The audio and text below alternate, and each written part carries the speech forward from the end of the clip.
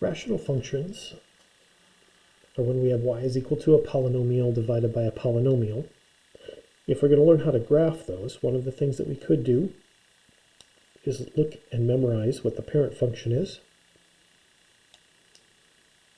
and then use transformations to take that graph and slide it up or down or left or right, maybe reflect it, make it steeper or not as steep. So let's take a look at the parent function for rational functions, which is y equals 1 over x. To figure out what this graph looks like,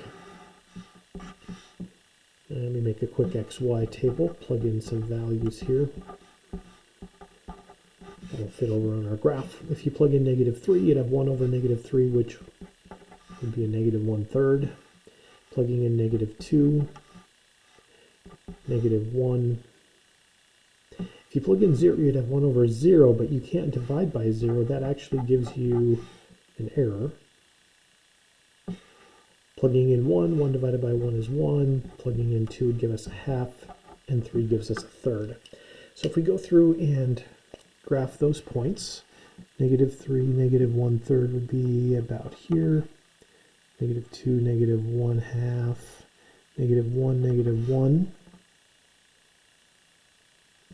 At 0, we have an error, so there are no points on the y-axis. If there were, we'd have 0, comma, and then a number here for that y value, but we don't. We have an error, so there are no points on the y-axis. And then 1, 1, and 2, 1/2, and 3, 1/3. So we have something that kind of looks like that, but we know for sure there's kind of a break here,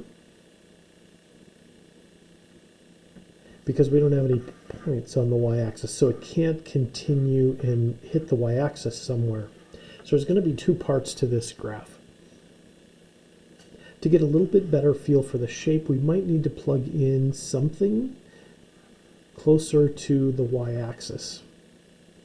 It looks like over on the left side, this graph does something kind of like this. But what happens here and what happens when we go up there? So we might need to plug in some more values. So continuing my xy table, plugging in a couple of other values. If you plug in -1/2, if you plug in -1/2, you'd have 1 over -1/2. Dividing by a fraction is the same as multiplying by its reciprocal, so you would end up with -2. So at -1/2, we end up with a point at -2. So our graph looks something kind of like this. And similarly, if you plugged in a half here, we would be up at +2. So this side of our graph looks something kind of like this. And as it turns out, there is that boundary line here that separates the two. We don't have any points on the y-axis. And that is where we would have a vertical asymptote. That vertical asymptote is not part of the graph. The graph is actually what's here in green, but it's kind of an invisible barrier that affects the shape of the graph. And as it turns out with these, there's a horizontal one also right on top of the x-axis. So there is a vertical asymptote on top of the y-axis, a horizontal asymptote on top of the x-axis for the parent function, and it looks something like this. If we were going to go through and memorize this, you'd want to have the two asymptotes. And then if you take a look, an easy point for us to graph is 1, 1, and -1, -1. And then our graph looks something like this. So if we put in a couple of asymptotes, put in the point 1, 1 and the point -1, 1, and then drew a shape in through those, that would be a decent sketch for this graph. So what does that look like when we have a graph and we know the parent function? How do we handle those transformations? Well, to handle those transformations, what we want to do is take a look at kind of a general form for our equation. So if you have an equation that is in this form,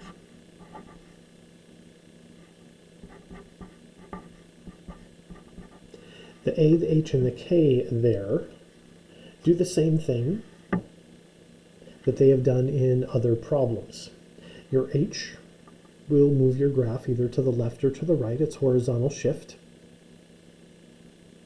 If it's subtraction, it's going to go to the right. If it is addition, it will go to the left.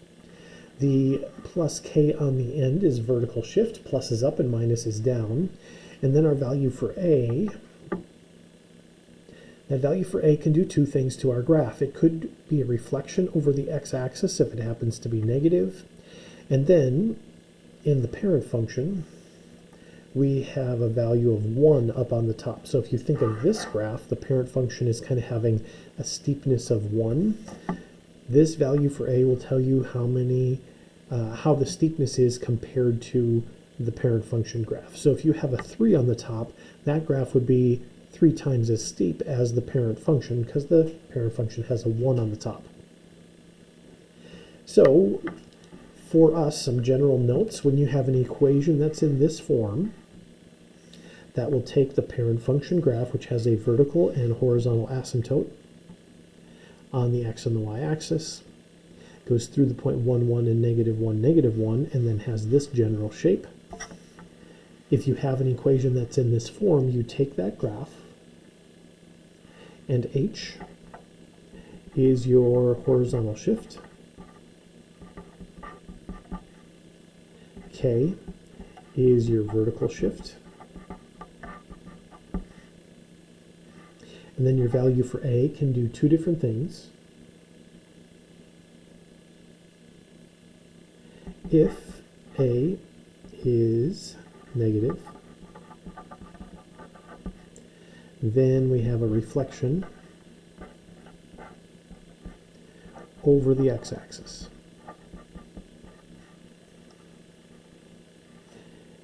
And our value for A can also give us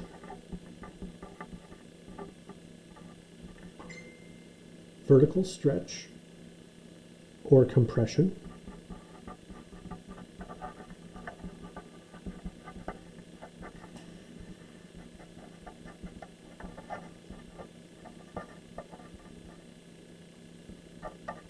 if something has vertical stretch, that means the graph would be steeper.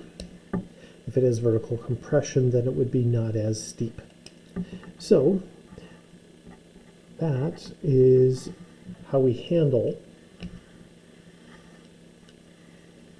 the H and the K for your vertical and horizontal shift, as well as your value for A. In the parent function, we have a vertical and a horizontal asymptote that happen to cross at the origin for our parent function here. H and K do represent the point where the vertical and the horizontal asymptotes cross.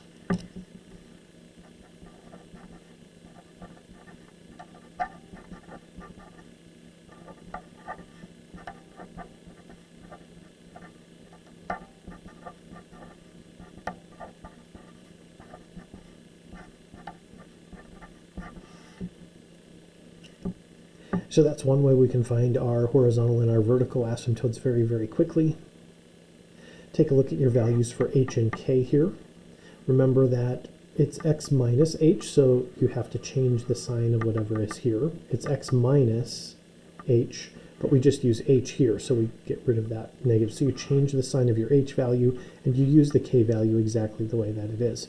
But that'll give us our horizontal and vertical shift, which also happens to give us the location as to where those two asymptotes cross, because on the parent function they cross at 0, 0. So if you take a point at 0, 0 and then you move it vertically and horizontally, those are your values for H and K, and that'll be our new intersection.